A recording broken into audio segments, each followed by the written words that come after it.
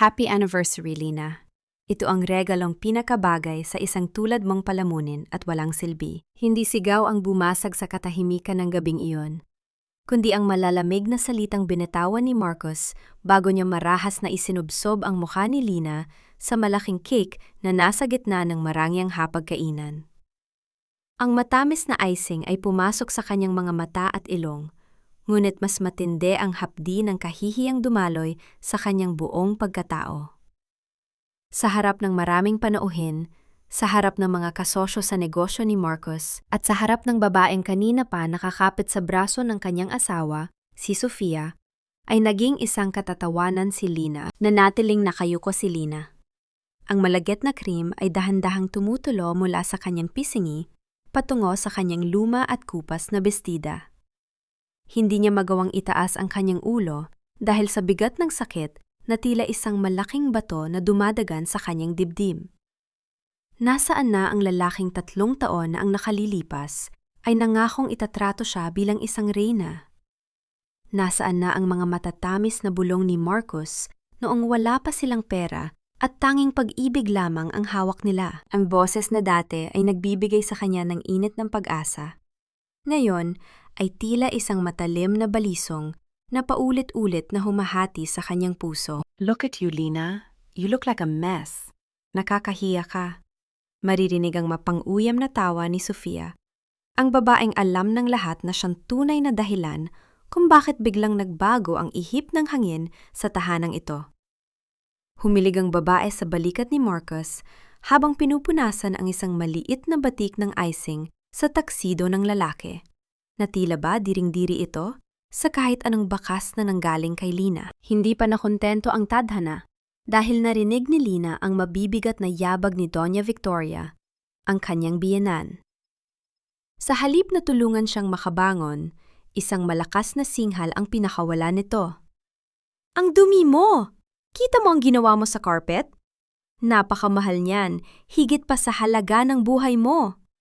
Bakit ba kasi hindi ka nalang nanatili sa kusina kung saan ka nararapat? Napakawalang kwenta mong asawa.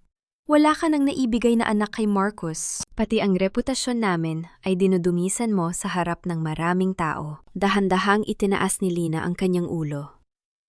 Ang kanyang paningin ay bahagyang malabo dahil sa luha at icing.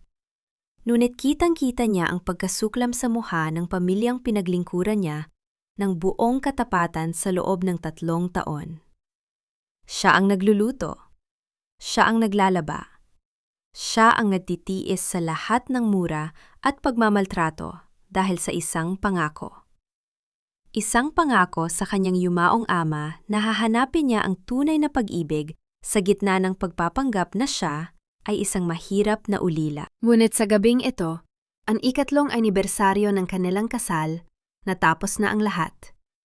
Ang bawat patak ng icing sa kanyang muka ay tila naging lason na pumatay sa huling hibla ng pagmamahal niya para kay Marcos.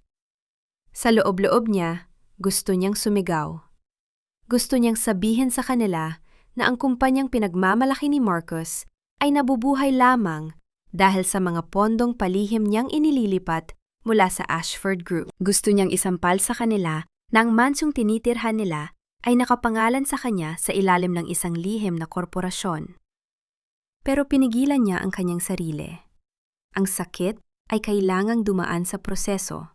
Ang paghihigante, tulad ng isang masarap na handa, ay mas masarap pagsaluhan kung ito ay dahan-dahang inululuto. Dahan-dahang tumayo si Lina. Hindi niya pinansin ang mga bulong at tawanan ng mga tao sa paligid. Kumuha siya ng isang table napkin at marahang pinunasan ang kanyang mukha. Ang bawat kilos niya ay may taglay na dignidad na hindi kayang tapatan ng kahit anong hiyas ni Doña Victoria. Tumingin siya ng diretso sa mga mata ni Marcos. Mga matang dati ay puno ng pagsinta, ngunit ngayon ay tila isang madilim na bangin ng kasakiman. Saan ka pupunta? Hindi pa ako tapos sa'yo, bulyaw ni Marcos. Tila naiinis na hindi nakita ang takot o pagmamakaawa sa mga mata ng kanyang asawa. Hindi sumagot si Lina.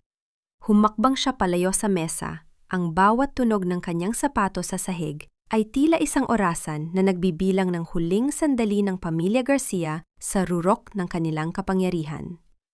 Ngunit bago pa siya makarating sa pintuan, muling nagsalita si Marcos, isang pahayag na tila naging huling pako sa kabaong ng kanilang pagsasama. Huwag ka nang mag-abalang bumalik sa kwarto natin, Lina. Tapos na ang telesering ito. I have already filed for annulment. At bago ka umalis, pirmahan mo ito. Ayaw na kitang makita bukas ng umaga sa pamamahay ko.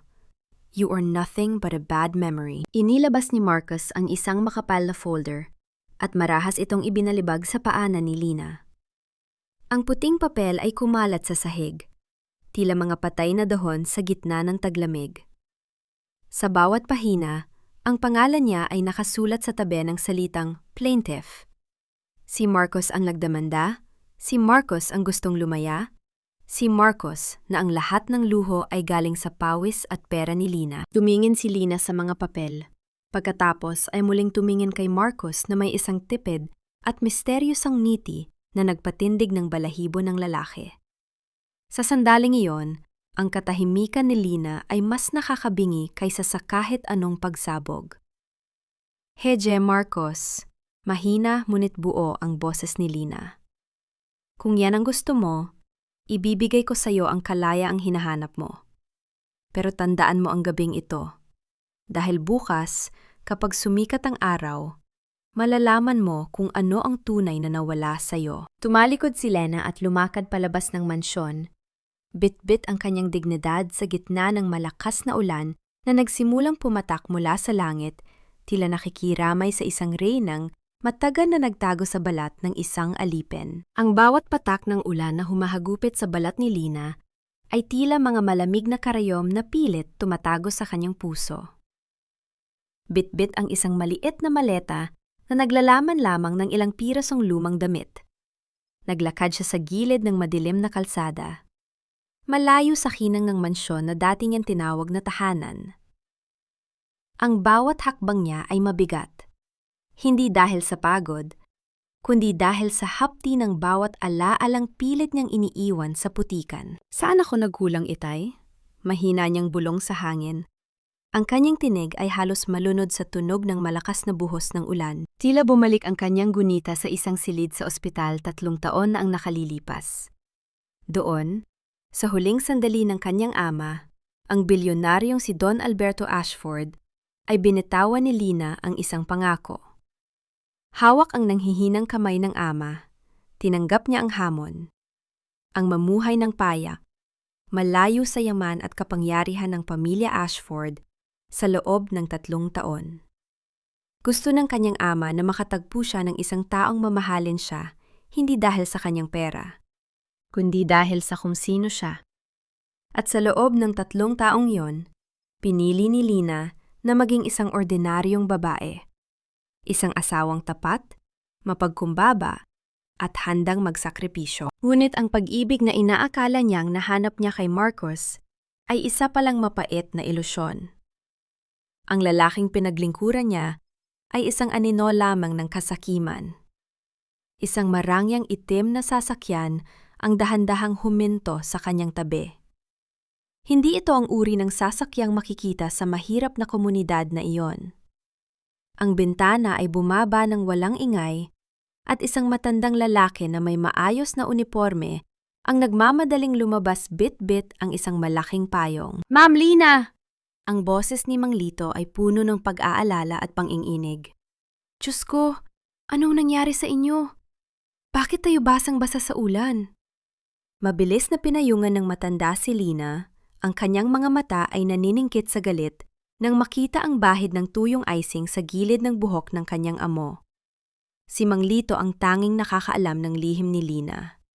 Siya ang nagsilbing tulay sa pagitan ng kanyang payak na buhay at ng imperyong Ashford na pansamantala niyang tinalikuran. Wala na, Mang Lito, sagot ni Lina.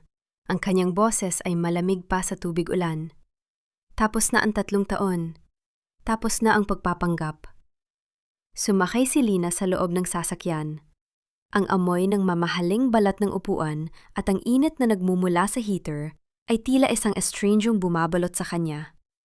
Ipinikit niya ang kanyang mga mata, Ngunit sa dilim ng kanyang paningin, ang nakita niya ay ang mukha ni Marcos habang itinutulak siya sa cake, at ang tawa ni Sofia na tila isang sumpa. "Gusto niyo bang pumunta tayo sa ospital, ma'am?"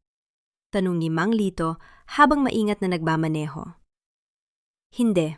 Dalhin mo ako sa Ashford Manor," utos ni Lina. Matapos ang ilang sandali, idinagdag niya. "At Mang Lito, kamusta ang huling clause sa testamento ni Itay?" Sandaling natahimik ang matanda bago sumagot sa pamamagitan ng salamin. "Ayon sa inyong ama, ma'am, kapag natapos ang 3 taon at napatunay ang hindi tapat ang taong pinili ninyo, may karapatan kayong bawiin ang lahat. Hindi lang ang inyong yaman, kundi pati ang mga bagay na ibinigay ninyo ng palihim sa pamilya Garcia." Isang mapait na ngiti ang sumilay sa mga labi ni Lina habang pinapanood ang mga patak ng ulan na gumuguhit sa bintana ng sasakyan. Maraming hindi alam si Marcos. Hindi niya alam na ang puhunan ng kanyang kumpanya ay galing sa isang anonymous grant na galing sa Ashford Foundation. Hindi niya alam na ang utang nila sa bangko ay binili na ng isang dummy corporation na kontrolado ni Lina. "Mang Lito, huwag muna nating ipaalam sa kanila na bumalik na ako," wika ni Lina. Ang kanyang diwa ay nagsisimulang bumuo ng isang plano. "Gusto kong panoorin sila habang ang akalang nilang tagumpay ay unti-unting nagiging abo. Gusto kong makita kung gaano katayog ang liliparin nila bago ko gupitin ang kanilang mga pakpak." Habang papalayo ang sasakyan, naiwan ang mansyon ng mga Garcia sa dilim. Sa loob ng sasakyan, kinuha ni Lina ang kanyang cellphone, isang device na matagal niyang hindi ginamit. May isang mensahe doon mula sa kanyang abogado. Isang mensahe na naglalaman ng isang impormasyong maaaring magpabagsak sa buong pagkataon ni Marcos sa isang kislap lang. "Handa na ba kayong bumalik, Ma'am Lina?" Muling tanong ni Mang Lito nang makarating sila sa harap ng isang dambuhalang tarangkahan na may nakaukit na letrang A. Huminga ng malalim si Lina. Ang kanyang puso, na kanina lang ay tila vovo, na yon ay tumitibok ng may bagong layunin. "Hindi lang ako babalik, Mang Lito," tugon niya habang nakatingin sa malawak na lupain ng mga Ashford. "Babalik ako para kunin ang lahat ng kinuha nila sa akin. At higit sa lahat, babalik ako para ituro sa kanila kung ano ang tunay na halaga ng taong tinalikuran nila." Ngunit sa likod ng kanyang determinasyon, may isang tanong na patuloy na gumugulo sa kanya. Sino ang misteryosong tao na palihim na nagpapadala ng impormasyon kay Marcos tungkol sa Ashford Group? May traidor ba sa loob ng sarili niyang kumpanya? Maliwanag na ang sikat ng araw na tumatagos sa bintana ng marangyang silid-kainan ng mga Garcia. Ngunit sa kabila ng ginto at kristal na dekorasyon, tila may kulang sa hangin ng tahanang iyon. Wala na ang amoy ng bagong luto at masarap na barakong kape na laging sumasalubong sa kanila tuwing umaga. Wala na ang malambot at maingat na mga hakbang ni Lena na tila isang aninong nag-aayos ng lahat bago pa man sila magising. Marcus, darling, why is the coffee so bitter? And look at this table, hindi man lang maayos ang pagkakalagay ng mga kubyertos.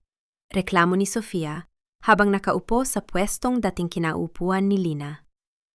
Nakasuot siya ng isang mamahaling silk robe. Ang kanyang mga kuko ay bagong pintura, ngunit ang kanyang muka ay bakas ng inis. Huminga ng malalim si Marcus. Pilit na iniinda ang sakit ng ulo mula sa inumang nangyari kagabi. "Hayaan mo na, Sofia. Nag-a-adjust pa ang mga bagong katulton. At least, wala na ang pabigat sa buhay natin.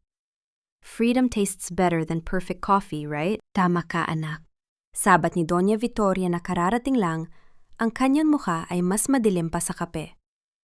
"Pero kailangan nating ayusin ang bahay na ito.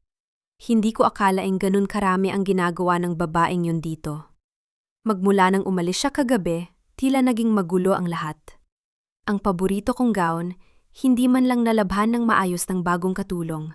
Nasira ang tela." Sa kabila ng kanilang mga reklamo, walang sinuman sa kanila ang gustong umamin na si Lina ang nagsilbing haligi ng kanilang kaginhawaan.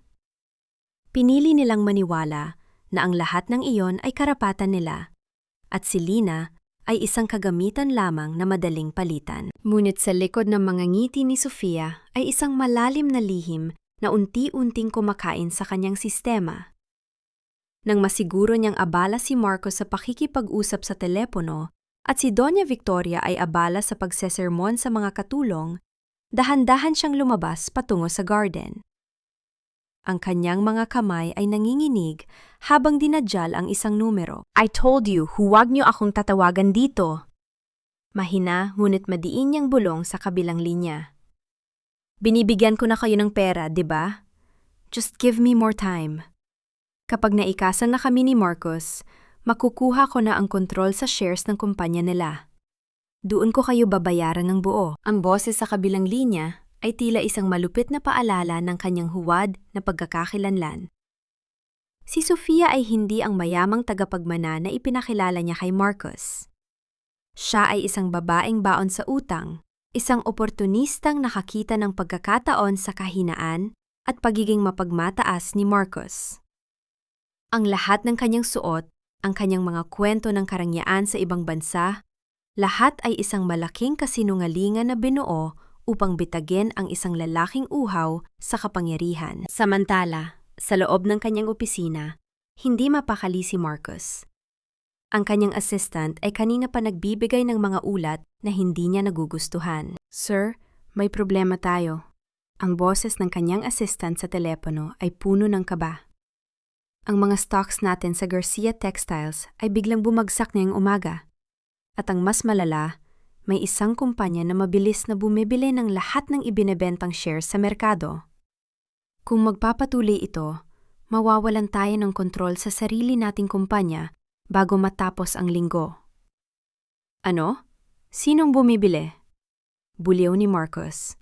Ang kanyang muka ay nagiging pula sa galit. Is it the Riego family? O ang mga Lopez? Hindi namin malaman, sir. Nakatago sila sa ilalim ng isang investment firm na ang pangalan ay The Phoenix Holdings. Pero may bali-balita, sir, na ang pondong ginagamit nila ay direktang nanggaling sa Ashford Group. Nabitawan ni Marcos ang kanyang ballpen. Ang Ashford Group, ang pinakamalaking conglomerate sa bansa na kailanman ay hindi nagkaroon ng interes sa kanilang maliit na kumpanya. Bakit bigla silang naging target? Impossible, bulong ni Marcos sa sarili. Bakit kami papansinin ng mga Ashford? Eksaktong sa sandaling yon, pumasok ang isang katulong na may dalang isang itim na sobre. Ang papel nito ay napakakinis at may amoy ng mamahaling pabango.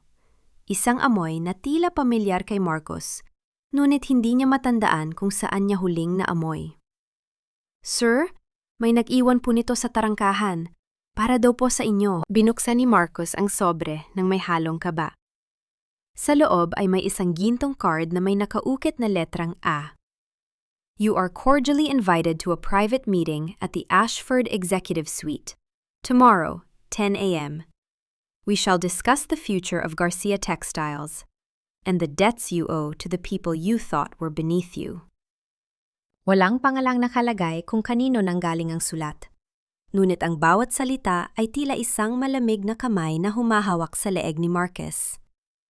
Napatingin siya sa labas ng bintana kung saan ang langit ay muling nagdidilim, tila nagbabadya ng isa pang bagyo. Hindi niya alam, sa kabilang dako ng lungsod, sa loob ng isang opisina na mas malawak pa sa buong mansyon niya, si Lina ay nakaupo sa isang swivel chair. Wala na ang icing sa kanyang mukha. Wala na ang kupas na bestida. Ang kanyang suot ay isang itim na terno na nagpapakita ng kanyang otoridad. Sa kanyang harapan ay ang listahan ng lahat ng ari-arian ni Marcos na nakatakda niyang bawiin sa loob ng susunod na 48 oras. Handa na ang lahat, Ma'am Lina, wika ni Mang Lito, na ngayon ay nakatayo sa kanyang tabi bilang head of security. Tumingin si Lina sa litrato ni Marcos na nasa kanyang mesa, bago ito dahan-dahang itinapon sa basurahan. Hayaan nating maniwala si Marcos na ang bukas ay ang kanyang kaligtasan, sabi ni Lina. Ang kanyang tinig ay walang bahid ng emosyon. Hindi niya alam, bukas ang simula ng kanyang pagbagsak sa impyernong siya mismo ang gumawa. Ang sikat ng umaga sa Ashford Manor ay hindi katulad ng sikat ng araw sa madilim na kusina ng mga Garcia. Dito, ang liwanag ay tila humahalik sa mga mamahaling kurtinang gawa sa purong sutla, at ang bawat sulok ay may amoy ng sariwang lavender at mamahaling insenso. Sa gitna ng malawak na silid, nakatitig si Lina sa kanyang sariling refleksyon sa malaking salamin na may gintong kuwadro. Wala na ang babaeng may bahid ng icing sa muka. Wala na ang mga matang puno ng pagmamakaawa para sa kaunting pagtingin. Ang babaeng nasa harap niya ngayon ay nakasuot ng isang emerald green na power suit na sadyang tinahi para sa kanya. Ang kanyang buhok, na dati ay laging nakapusod dahil sa gawaing bahay, ngayon ay malayang bumabagsak sa kanyang balikat na tila isang itim na talo ng sutla. Dahan-dahang hinaplos ni Lina ang kanyang mga kamay. Mapapansin pa rin ang kaunting kalyo sa kanyang mga daliri, mga marka ng 3 taong paglilinis, paglalaba, at pagluluto para sa mga taong hindi marunong magpasalamat. Hindi niya ito ikinahiya. Sa halip, tiningnan niya ito bilang isang paalala ng kanyang katatagan. Ang bawat kalyo ay isang saksi sa kanyang sakripisyo, at ang bawat sakripisyo ay may katapat na kabayaran. Ma'am Lina, narito na po ang ulat na hinihingi ninyo tungkol sa Special Emergency Fund ng Garcia Textiles. Wika ni Mang Lito, habang maingat na inilalapag ang isang asul na folder sa lamesa. Binuksan ni Lina ang folder at ang kanyang mga mata ay naningkit sa galit na pilit niyang ikinukubli. Nakita niya ang mga transaksyon nitong nakaraang buwan. Habang nagtitiis siya sa bulyaw ni Doña Victoria dahil sa kakulangan ng pambili ng karne, kumuha pala si Marcos ng mahigit 5 milyong piso mula sa pondo ng kumpanya. Pondong galing sa palihim na tulong ni Lina upang ibili ng isang diamond necklace si Sofia mula sa isang tanyag na alahero. Isang mapait na buntong hininga ang pinakawala ni Lina. Kinamit niya ang perang ipinadala ko para isalba ang kabuhayan nila upang ipandilig sa kanyang bisyo. Nakakalungkot na ang isang lalaking biniyayaan ng pagkakataon ay mas piniling lumangoy sa putik ng kataksilan. Anong plano ninyo, ma'am? Tanong ni Mang Lito.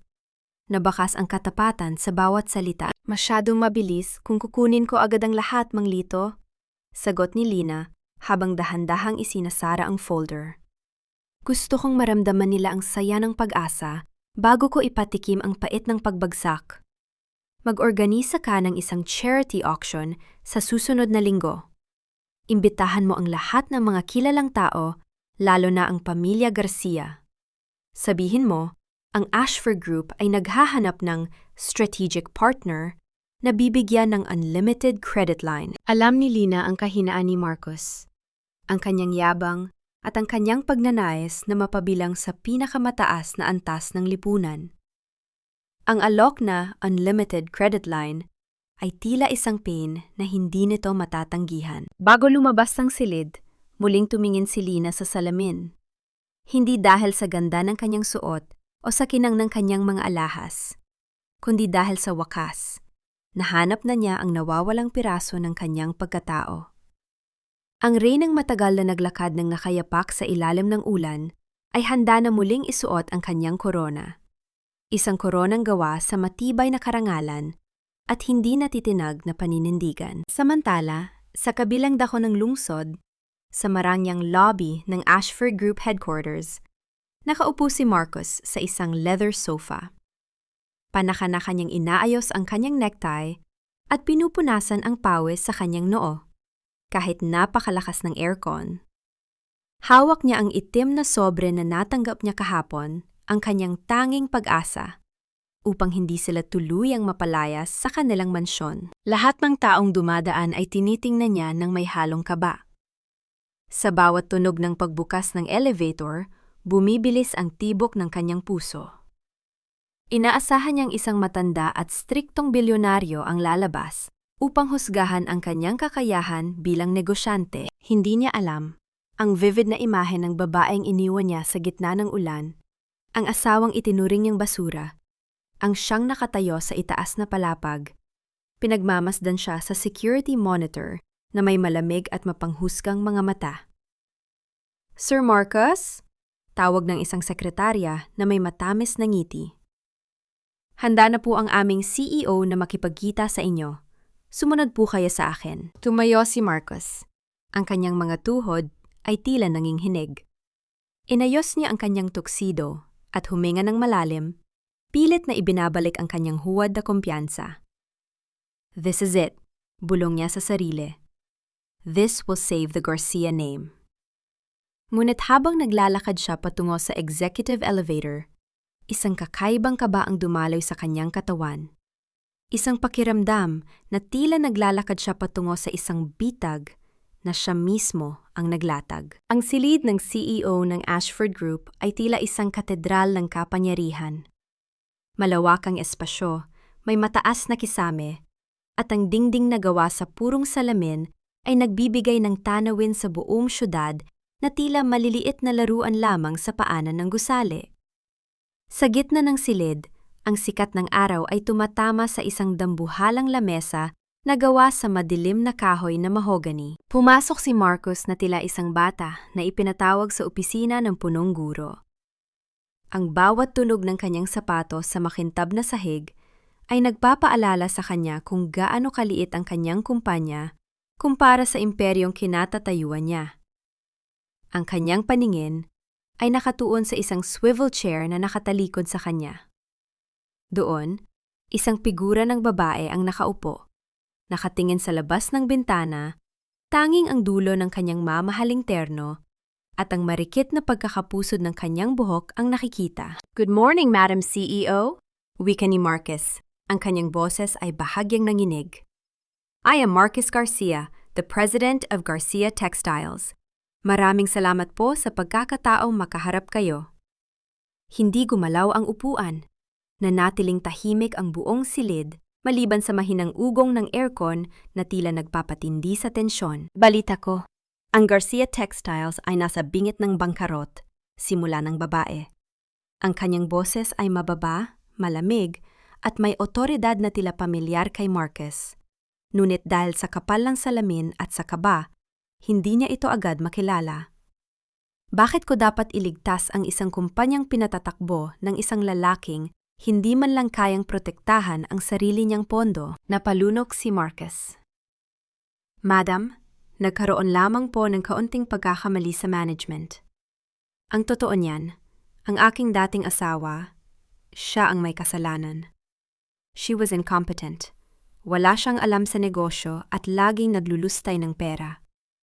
I had to divorce her just to save what's left of my dignity. Sa likod ng upuan, ang mga daliri ni Lina ay mahigpit na bumaon sa armrest ng kanyang upuan. Ang bawat salita ni Marcus ay tila isang lason na pilit pumapatay sa huling alaala ng pagrespeto niya rito. Ang lalaking dati niyang pinagsilbihan ay walang pakundangan siyang sinisiraan sa harap ng isang estrangjero para lamang makakuha ng pabor. Incompetent? Pag-uulit ni Lina, may bahid ng panunuya sa kanyang tinig. Isang malaking sakripisyo pala ang ginawa mo, Mr. Garcia. Pero ang sabi sa aking mga ulat, ang asawa mo ang nagpapatakbo ng inyong tahanan para makapag-focus ka sa negosyo. Hindi ba't utang mo sa kanya ang katahimikan ng iyong isip? Katahimikan? Madam, she was a burden. Isang palamunin na walang ginawa kundi magmukhang kawawa sa harap ng aking ina. Mabilis na sagot ni Marcus, pilit na nagpapakabiktima. Ngayon, mayroon na akong bagong partner, si Sofia. She is brilliant, wealthy, and from a high-profile family. She's the kind of woman who deserves to be by my side. Not that pathetic Lina. Isang mapait na ngiti ang sumilay sa mga labi ni Lina. Pathetic, bulong niya sa sarili. Dahan-dahan niyang inikot ang kanyang upuan. Ang pag-ikot ng upuan ay tila isang mabagal na motion sa paningin ni Marcus. Nang tuluyan ang humarap si Lina, tila huminto ang mundo para kay Marcus. Ang kanyang mga mata ay nanlaki. Ang kanyang panga ay bahagyang nalaglag. At ang folder na hawak niya ay dahan-dahang nadulas mula sa kanyang nanginginig na mga kamay patungo sa sahig. Lina? Nautal niyang sambit. Anong ginagawa mo rito? Bakit ka nakasuot ng ganyan? At bakit ka nakaupo sa upuan ng CEO? Tumayo si Lina nang may dahan-dahang grasya. Lumakad siya patungo sa harap ng lamesa. Ang bawat hakbang ay may tunog ng determinasyon. Hindi siya tumigil hanggang sa maging ilang pulgada na lamang ang distansya nila ni Marcus. Ang bango ng kanyang mamahaling pabango ay tila sumasakal sa lalaki. Ang pathetic na babaeng tinutukoy mo, Marcus, ang siyang may-ari ng gusaling ito. Wika ni Lina. Ang kanyang mga mata ay malamig na nakatitig sa takot na naroon sa mga mata ng dating asawa. Ako ang Ashford na hinahanap mo. Ako ang taong kailangan mong luhuran para hindi ka magpulubi sa kalsada. Hindi makapagsalita si Marcus. Ang kanyang utak ay tila naguguluhan. Pilit na pinagdidikit ang imahe ng asawang basang-basa sa cake at ang reynang nasa harap niya ngayon. It's a prank, right? Pilit na tawa ni Marcus, bagamat bakas ang takot sa kanyang muka. Lina, kung nagtatrabaho ka rito bilang sekretarya, huwag mo akong biruin ng ganyan. Kailangan ko ang CEO. I am the CEO, Marcus. Madiin na sagot ni Lina. Kinuha niya ang isang dokumento sa kanyang lamesa at ibinalibag ito sa harap ni Marcus. Iyan ang mga katibayan. Lahat ng grants na natanggap mo, lahat ng utang mo sa bangko na binili ko na, hawak ko ang leeg mo. Nanginig ang buong katawan ni Marcus nang makita ang pirma ni Lena sa bawat dokumento. Hindi bilang Lena Garcia, kundi bilang Lena Ashford. Now listen carefully. Pagpapatuloy ni Lena, ang kanyang tinig ay tila isang hatol ng kamatayan. Sabi mo, handa kang gawin ang lahat para maisalba ang kumpanya mo. Ibibigay ko sa iyo ang puhunang kailangan mo, pero may isang kondisyon. Ano? Anong kondisyon? Tanong ni Marcus, halos wala ng boses. Gusto kong mag-organisa ka ng isang press conference, wika ni Lina, habang dahan-dahang lumalakad paikot sa kanya. Doon, sa harap ng lahat ng media, luluhod ka at hihingi ng tawad sa iyong dating asawa. Idedetalye mo ang bawat panlalait, bawat pambababae, at bawat kasinungalingang ginawa mo. At kailangang naroon din ang iyong ina at si Sofia. Hindi ko magagawa iyan. Mapapahiya kami sa buong mundo, sigaw ni Marcus. Ang kanyang pride ay pilit pang pumapalag. Then prepare to lose everything, Marcus. Malamig na sagot ni Lina habang bumabalik sa kanyang upuan. Bukas ng umaga, kapag hindi ko natanggap ang kumpirmasyon ng press conference, sisiguraduhin kong pati ang damit na suot mo ngayon ay kukunin ng bangko bilang kabayaran sa utang mo. The choice is yours. Pride or survival. Yumabas si Marcus ng silid na tila isang aninong nawalan ng direksyon. Sa loob ng opisina, nanatiling nakatayo si Lina, nakatingin sa kanyang mga kamay. Nanginginig ang mga ito, hindi dahil sa takot, kundi dahil sa matinding emosyong pilit niyang ikinukubli. Na ito ay hindi matamis. Ito ay may lasa ng bakal at abo.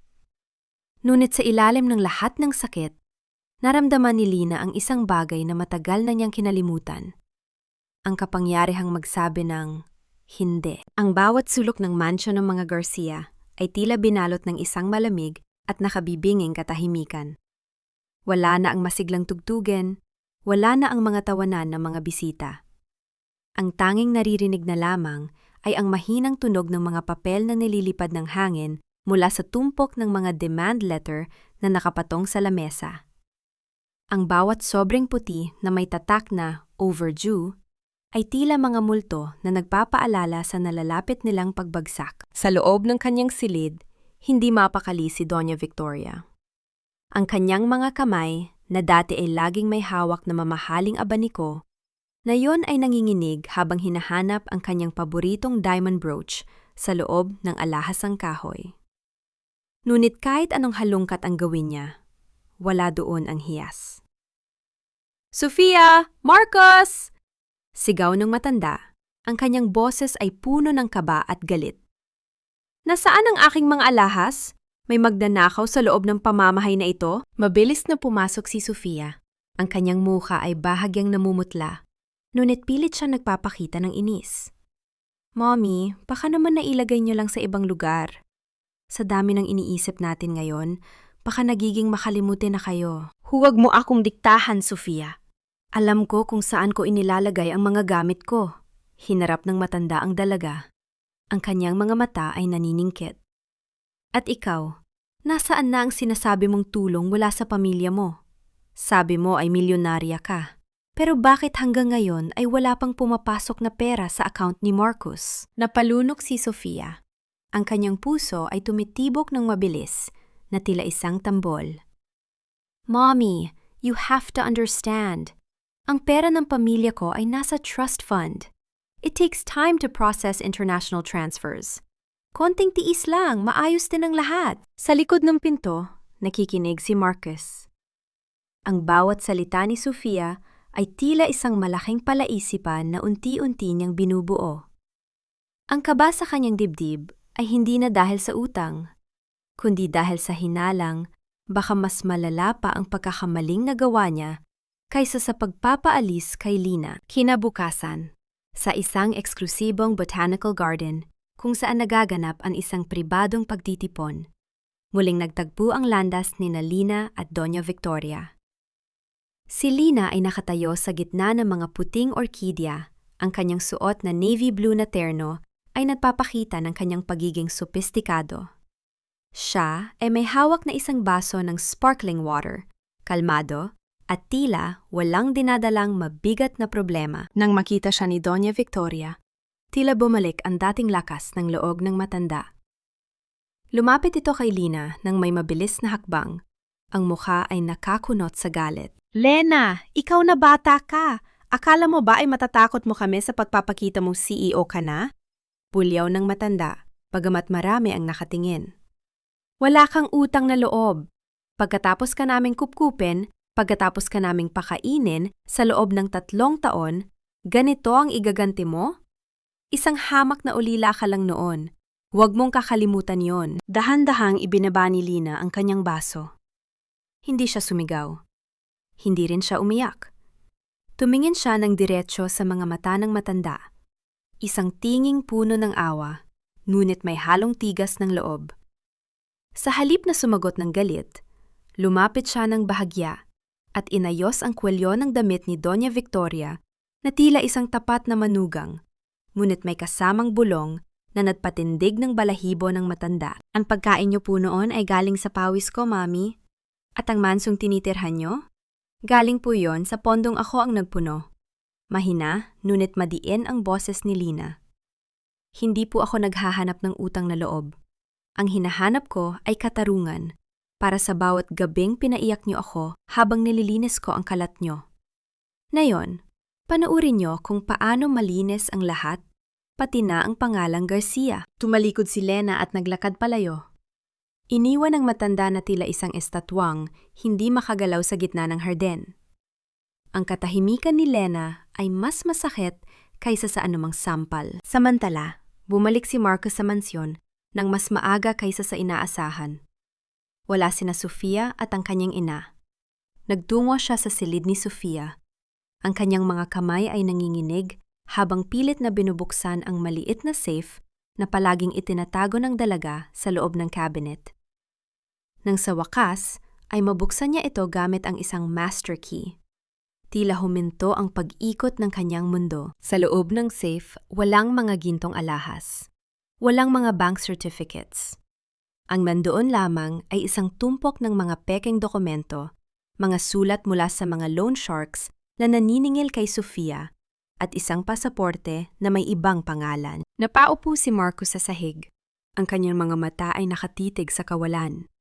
Ang bawat sakripisyo ni Lina, ang bawat pagtitiis nito, at ang katotohanang itinapon niya ang isang tunay na hiyas para sa isang piraso ng basag na salamin, ay tila isang malaking alon na lumunod sa kanyang buong pagkatao.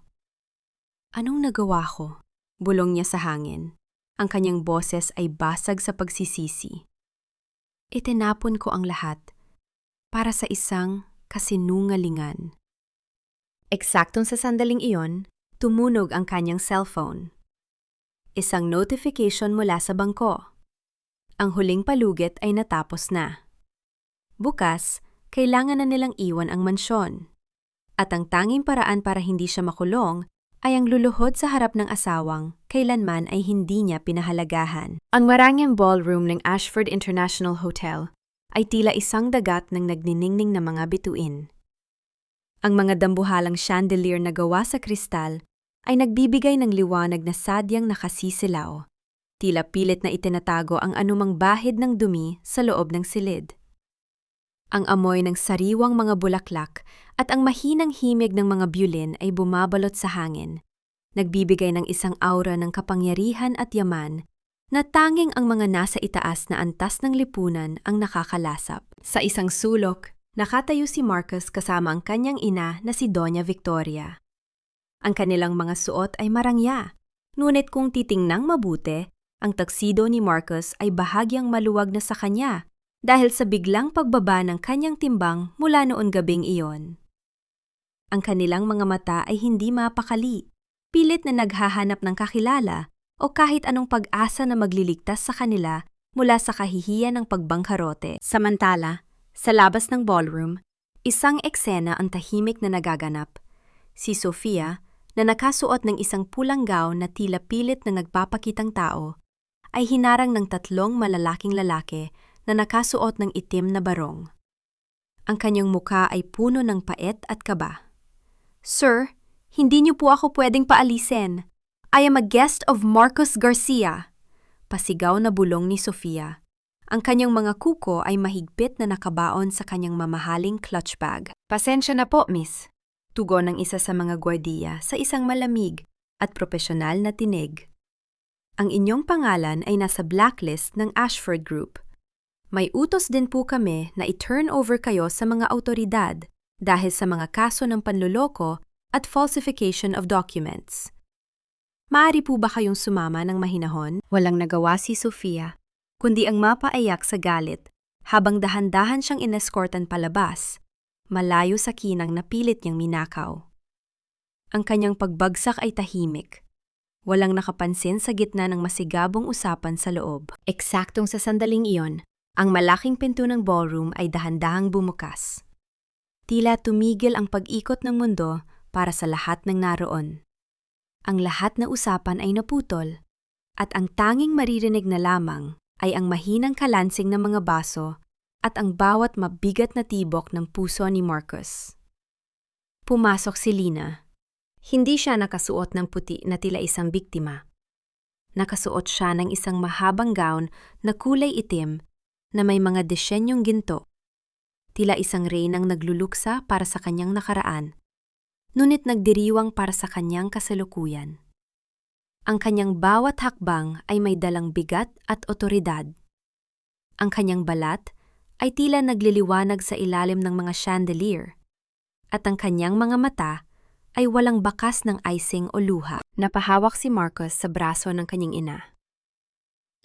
"Lina?" Bulong niya. Ang kanyang tinig ay tila isang panalangin na hindi diringin.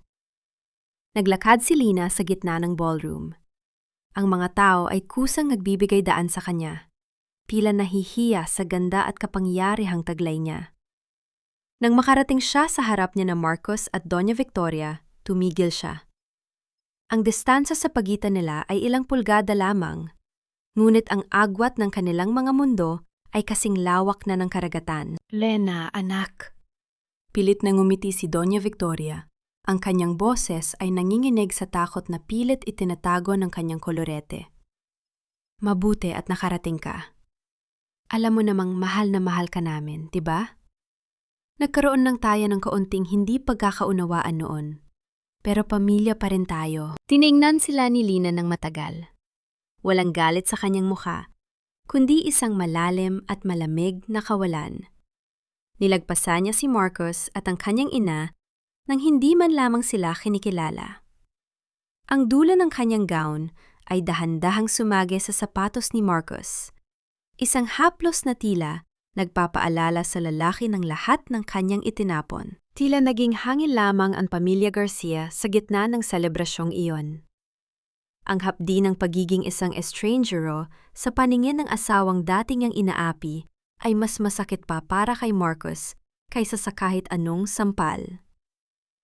Umakyat si Lena sa maliit na entablado sa harap ng ballroom. Kinuha niya ang mikropono at ang kanyang tinig ay umalingaw-ngaw sa buong silid, malinaw at hindi nanginginig. Magandang gabi sa inyong lahat, Simula ni Lina. Ang kanyang paningin ay nakatuon sa malayo, hindi kay Marcus. Ang gabing ito ay hindi lamang para sa kawanggawa. Ang gabing ito ay para sa katotohanan.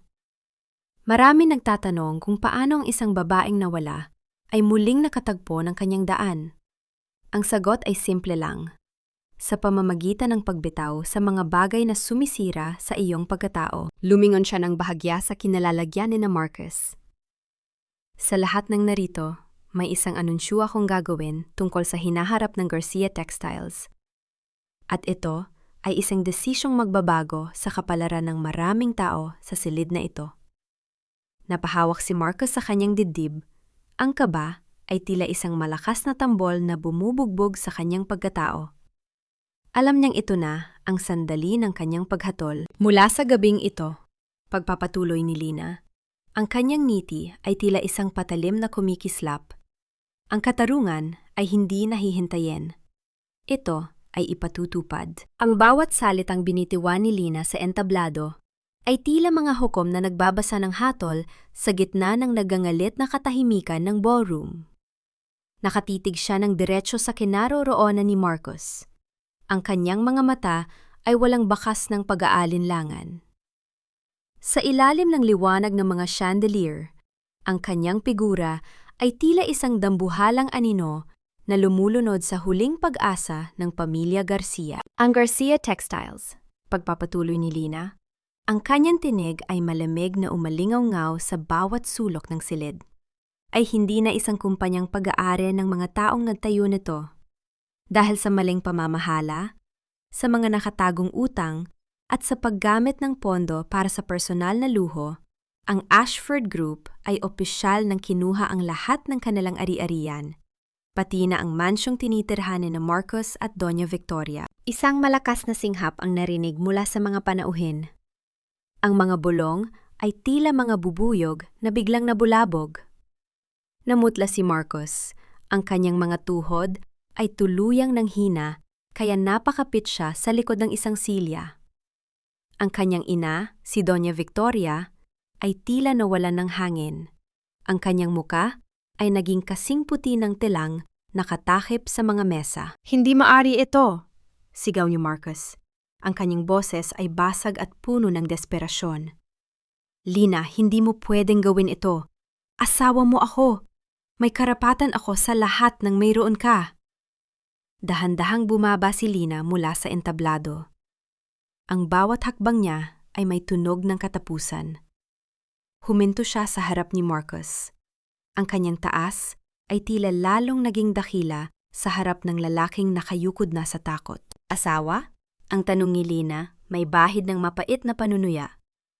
Nasaan ang asawang yon nung gabing isinubsog mo ang mukha ko sa cake? Nasaan ang asawang yon nung itinatapon mo ang mga gamit ko sa ilalim ng ulan?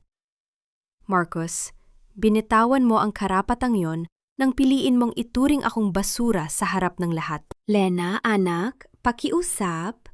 Lumapit si Doña Victoria. Ang kanyang boses ay tila isang nanginginig na hiling. Huwag mong gawin ito sa amin. Saan kami pupunta? Paano na ang aming pangalan? Kami ang nag-alaga sa'yo nang mamatay ang iyong ama. Tiningnan sila ni Lena isa-isa. Hindi siya gumamit ng dahas, hindi siya sumigaw. Kinuha niya ang isang itim na folder mula sa kanyang assistant at marahang inilapag ito sa tapat ni Marcus. Alaga? Tugon ni Lina. Ang kanyang boses ay puno ng pait. Pinaglingkuran ko kayo ng higit pa sa isang katulong. Nilunok ko ang bawat mura, bawat panlalait, dahil sa pangako ko sa aking ama. Pero tapos na ang oras ng pagtitiis.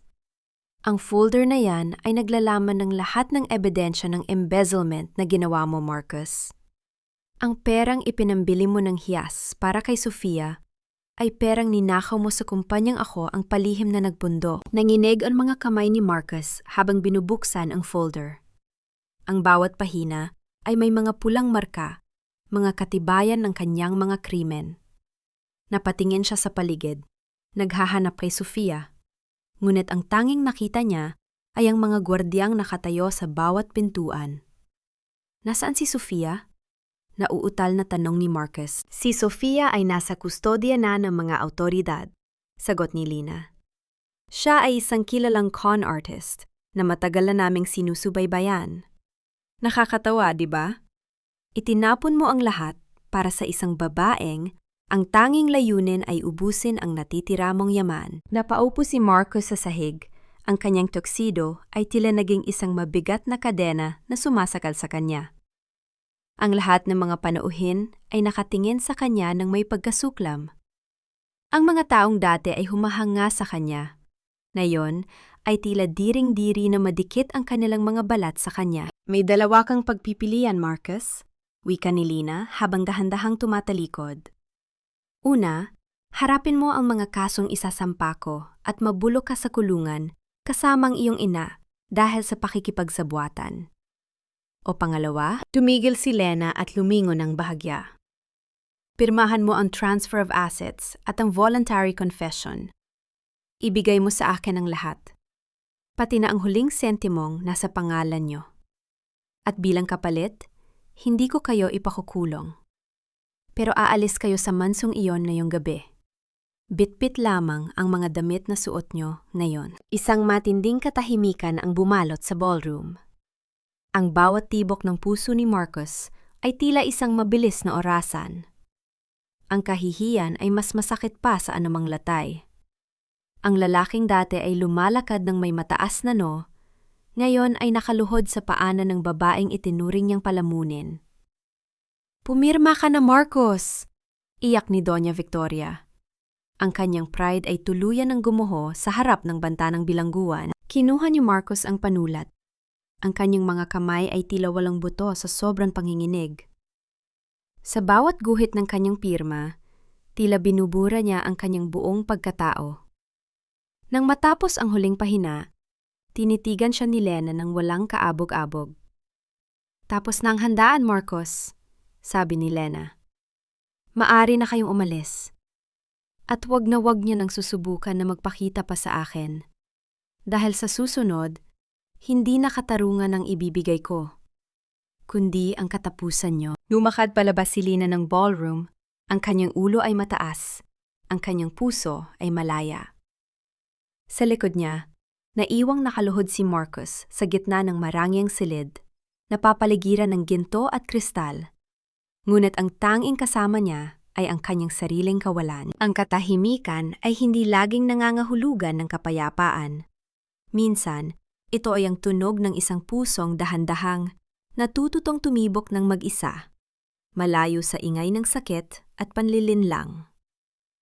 Lumipas ang ilang buwan mula nang gumuho ang mundo ng mga Garcia, at ang dati ay tila isang walang katapusang unos, ay napalitan ng isang payapang simoy ng hangin sa buhay ni Lena. Sa isang maliit at lumang apartment sa dulo ng isang masikip na eskinita, nakaupo si Marcus sa isang plastik na upuan. Ang hangin ay mabigat at may amoy ng usok ng mga sasakyan at tuyong isda mula sa kapitbahay. Nakatitig siya sa isang lata ng sardinas na nasa ibabaw ng maliit na lamesang kahoy, isang malaking kabaligtaran sa mga steak at mamahaling alak na dati niyang pinagsasaluhan sa kanilang mansyon. Marcus, ang init-init naman dito. Hindi ba pwedeng bumili ka kahit man lang isang maliit na electric fan? Reklamo ni Doña Victoria habang pinapaypayan ang sarili gamit ang isang lumang dyaryo. Ang kanyang suot na blusa ay kupas na at ang kanyang mga mata ay wala na ang dating kinang ng pagmamataas. Hindi sumagot si Marcus. Ang kanyang mga kamay ay magaspang na mula sa pagtatrabaho bilang isang warehouse clerk. Ang tanging trabahong tumanggap sa kanya dahil sa kanyang madilim na reputasyon. Sa bawat pag-angat niya ng mga mabibigat na kahon, ang naalala niya ay ang mga kamay ni Lina. Naalala niya kung paano ang mga kamay na iyon ay nagluto para sa kanya. nag-alaga sa kanya, at sa huli ay ang mga kamay ring iyon ang pumirma sa kanyang pagbagsak. Sana ay hindi ko siya pinaalis. Bulong ni Marcos sa kanyang sarili. Ang kanyang tinig ay tila isang tuyong dahon na nililipad ng hangin. Ang lahat ng ito, kasalanan ko. Samantala, sa kabilang dako ng lungsod, sa loob ng Ashford Foundation for Women, abala si Lina sa pakikipag-usap sa isang grupo ng mga kababaihang nakaranas ng pang-aabuso. Hindi siya nakasuot ng kanyang power suit. Nakasuot lamang siya ng isang simpleng pastel blue na bestida. Ang kanyang mukha ay maliwanag at walang bakas ng pait. Ang pagpapatawad ay hindi para sa kanila. Wika ni Lina sa isang babaeng hindi mapigilan ang pag-iyak. Ang pagpapatawad ay para sa iyong sarili, upang hindi ka na nakatali sa nakaraan na sumira sa iyo. Habang nagsasalita siya, tila nakikita ni Lina ang kanyang sarili sa mga babaeng iyon.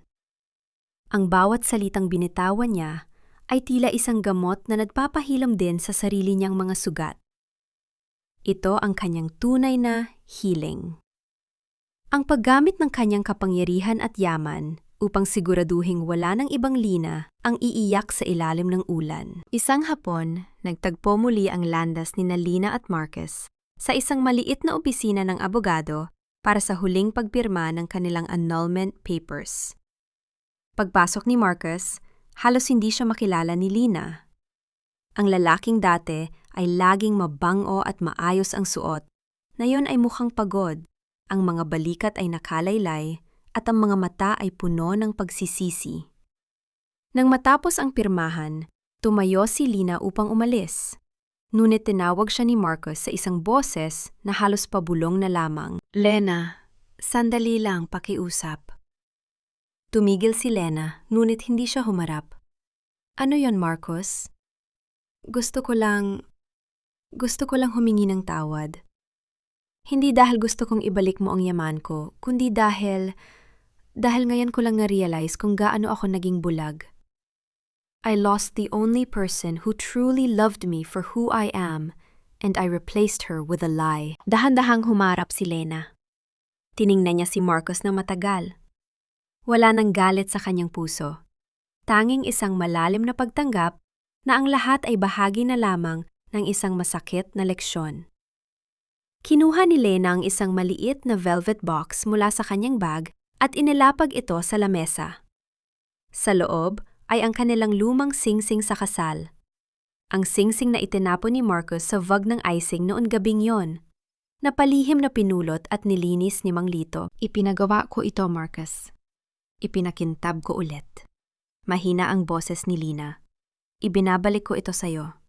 Hindi bilang simbolo ng ating pagsasama, kundi bilang paalala ng babaeng sinira mo at ng lalaking maaari mo pang maging kung pipiliin mong magbago. I forgive you, Marcus. Pero ang pagpapatawad ay hindi nangangahulugan ng pagbabalik. Malaya na ako, at sana maging malaya ka na rin mula sa sarili mong mga anino. Tumalikod si Lena at lumabas ng opisina. Ang tunog ng kanyang mga hakbang ay hindi na mabigat. Ang bawat hakbang ay tila isang paglipad, patungo sa isang kinabukasan na siya na ang sumusulat. Naiwang nakatitig si Marcos sa nagninining na singsing sa ibabaw ng lamesa. Ang kinang nito ay tila isang mapait na paalala ng lahat ng kanyang itinapon. Ngunit may hatid din itong isang maliit na pag-asa, na sa kabila ng lahat, binigyan siya ng pagkakataong mabuhay muli. Kahit pa sa gitna ng paghihirap, ang simoy ng hangin sa sementeryo ay may hatid na amoy ng basang lupa at mga sariwang bulaklak. Isang amoy na laging nagpapabalik kay Lina sa mga huling sandali ng kanyang ama. Sa harap ng isang puting marmol na puntod na may nakaukit na pangalang Don Alberto Ashford, dahan-dahang lumuhod si Lina. Inilapag niya ang isang kumpol ng mga puting lila, ang paboritong bulaklak ng kanyang ama, at hinaplos ang malamig na bato na tila ba ito ang pising-i ng matandang lalaki. Itay, tapos na po. Mahina niyang simula. Ang kanyang tinig ay payapa at wala ng pait. Natapos ko na ang 3 taon. Nahanap ko na ang sagot na gusto ninyong matutunan ko. Tama kayo, hindi lahat ng kumikinang ay ginto, at hindi lahat ng nagmamahal ay tapat. Pero sa gitna ng lahat ng sakit, nahanap ko ang aking sarili. At yon ang pinakamahalagang yaman na naipamana ninyo sa akin. Nanatiling tahimik ang paligid. Ang tanging naririnig ay ang mahinang pagaspas ng mga dahon ng puno ng nara sa itaas. Sa sandaling iyon, naramdaman ni Lina ang isang kakaibang gaan sa kanyang dibdib. Ang anino ni Marcus, ang mga panlalaet ni Doña Victoria, at ang panloloko ni Sofia. Lahat ay tila mga tuyong dahon na tinangay na ng hangin. Hindi na siya ang Lina na laging nakayuko. Siya na ang Lina na nakatayo ng matuwid, handang harapin ang anumang bukas. Lina, isang pamilyar na boses ang bumasag sa kanyang pagmumuni-muni. Paglingon niya, nakita niya ang isang lalaking nakatayo ilang metro ang layo. Siya ay si Gabriel, isang arkitekto na dati ay malapit na kaibigan ng kanyang ama at nakilala niya noong mga panahong nagsisimula pa lamang siyang magtago sa ilalim ng simpleng buhay. Si Gabriel ang tanging taong tumulong sa kanya nang masiraan siya ng sasakyan noon. Hindi alam na siya ay isang Ashford. Gabriel, nakangiting bati ni Lina habang tumatayo, lumapit ang lalaki. Ang kanyang mga mata ay puno ng paghanga at paggalang. Nabalitaan ko ang lahat, Lina. O dapat ko bang sabihing, Madam CEO? Pasensya ka na kung ngayon lang ako nagpakita. Gusto ko lang siguraduhin na maayos ka na bago ako muling lumapit. Naglakad silang dalawa sa ilalim ng mga puno. Ang bawat hakbang ay tila isang dahan-dahang sayaw ng dalawang taong muling nagtatagpo sa tamang panahon. Walang mabulaklak na salita, walang marangyang regalo.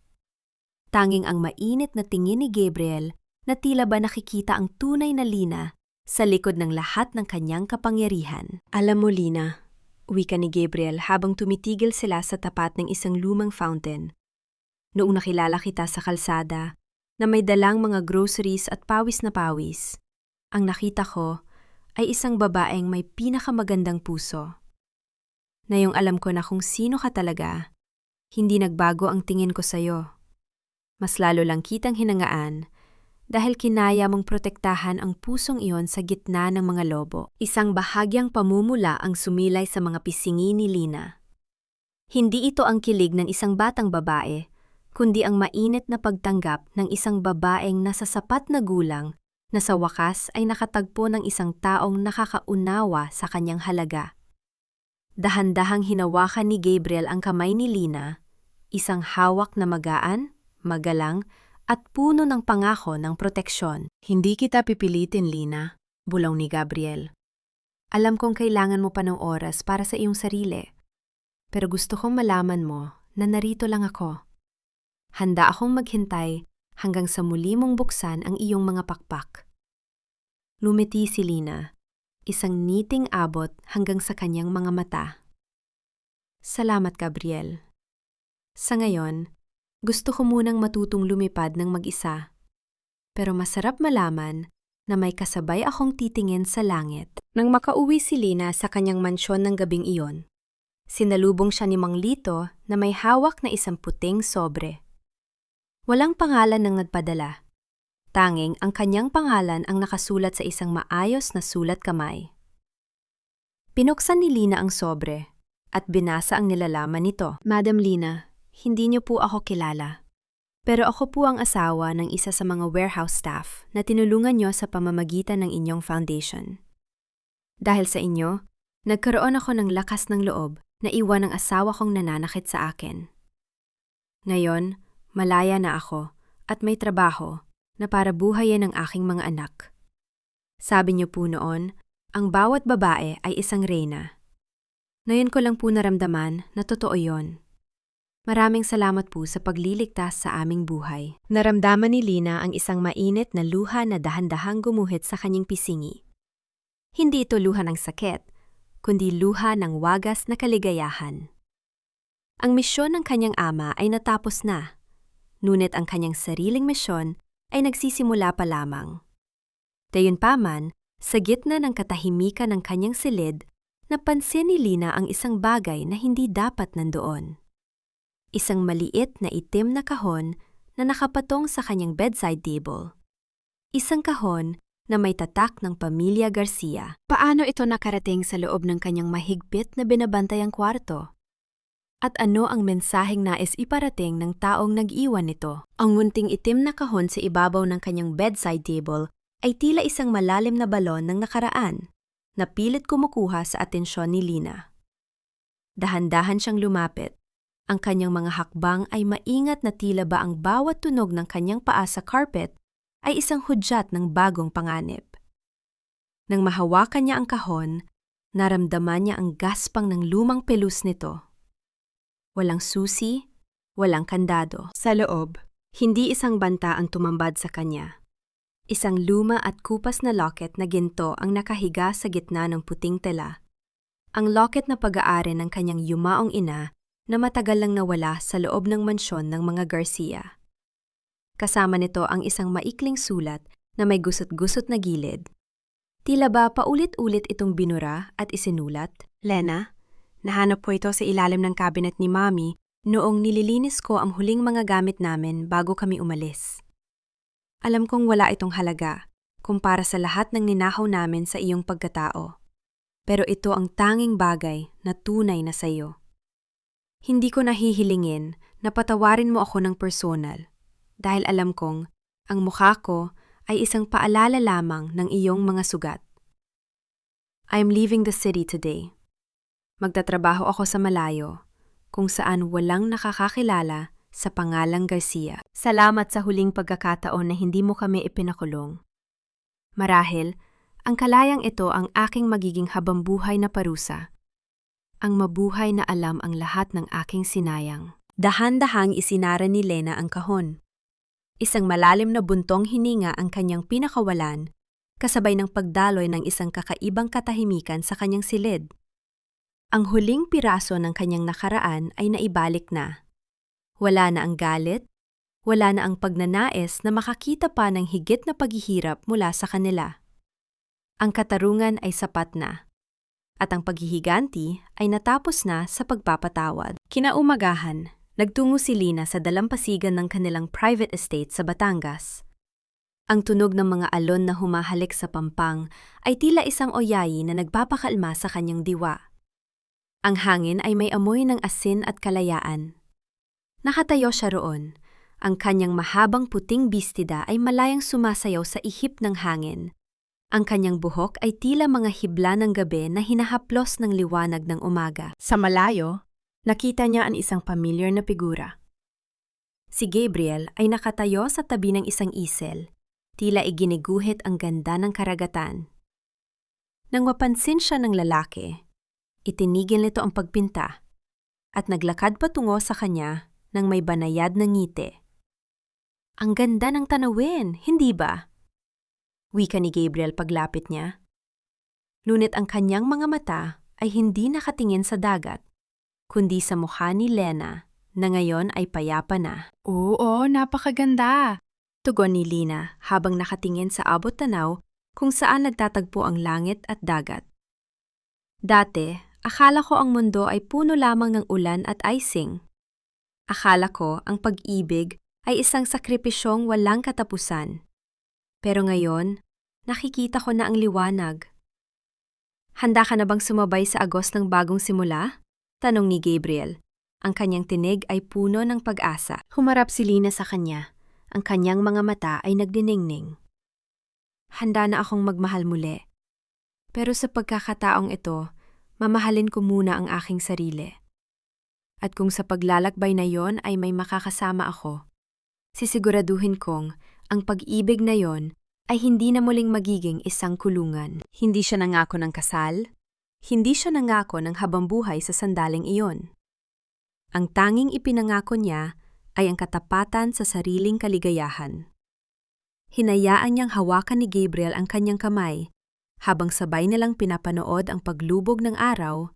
Ang bawat kislap ng liwanag sa tubig ay tila mga diamanteng hindi na kailangang itago. Bago matapos ang araw, Habang lula ng kanyang sasakyan pabalik sa Maynila, napadaan si Lina sa isang terminal ng bus. Sa di kalayuan, nakita niya ang isang lalaking may pasan na lumang bag nakapila sa ilalim ng init ng araw. Si Marcos. Ang kanyang muka ay puno ng pawis. Ang kanyang balikat ay nakayuko. Ngunit may isang bagong uri ng determinasyon sa kanyang mga mata habang tinutulungan niya ang isang matandang babae sa pagbubuhat ng gamit. Hindi nagpahinto si Lina. Hindi rin siya bumaba.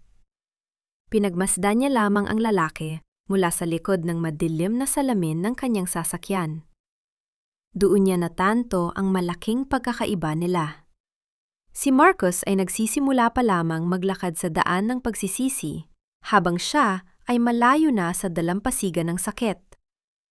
Paalam, Marcos. Mahina niyang bulong habang dahan-dahang umaandar ang sasakyan. Ang kanyang puso ay wala ng bigat. Ang kanyang isip ay wala ng tanong.